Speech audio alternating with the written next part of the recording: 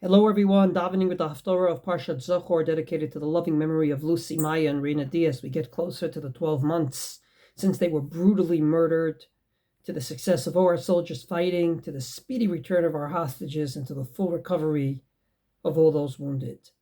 So I'm sure you all know the story of the Haftorah as we read in the Parshat Zachor, of what Amalek indeed did to us and how we have to remember it and eradicate them. In the Haftorah, we have an example in which Shaul, the king, is charged by Shmuel, the prophet, to do exactly that.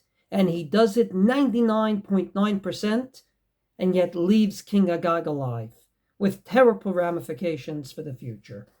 First of all, for his own kingship, he loses it. And number two, unfortunately, from Agag came Haman, and we all know the rest of the story. There is a mystery, however, in the first verse, or the second verse, depending on your minhag, of the Haftorah. God says, Pakadati et asher asa Amalek baderech betzeitchem miMitzrayim. It's now time for this Amalek to pay for what they did 400-something years ago.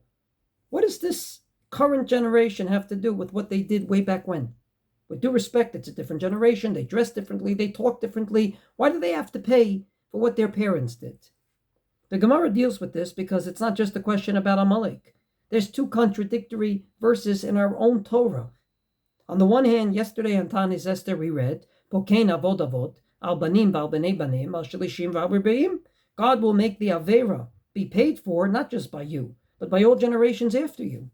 On the other hand, in Parshat Kitetze, it says, Ish becheto yumat. Each person will die for their own sin. The Gemara says, very simple. Kan b'shecha ochazin b'maaseh yedehem. The Gemara says in two places, if they continue in the wrong and evil and cruel ways of their forebears, then of course they're going to pay for it. But if they don't, they won't pay for it.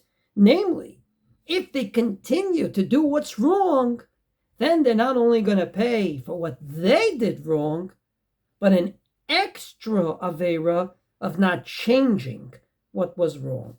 And I believe that the ramification to our generation and to our particular war is so clear. The Hamasnikim in Gaza had every chance to change, and they didn't. They had every chance in the world to make it better, and they didn't. On October 7th this year, it was clear that they were continuing the cruel ways of their forebears. And unfortunately, that Amalekiyut has to be eradicated, not because we want to, but because we have no choice. And if that's true with regard to the highest cruelty in the world, then alachat kama v'chama, lahavdil elef alfei avdalot. It's true with regard to human behavior.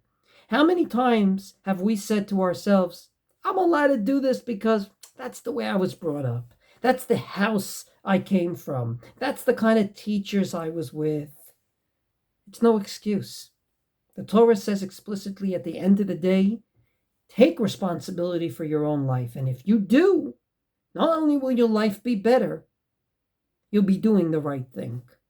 Maybe that's the reason why, at the end of the Haftorah, God doesn't say to Shmuel that Shaul did something wrong by not killing Agag. He says, I have regrets for making him king. And he goes up to Shaul and says, what did you do wrong? Maybe he didn't tell him explicitly in order to give him a chance to say, you know what? I did do something wrong and I'm going to make it better.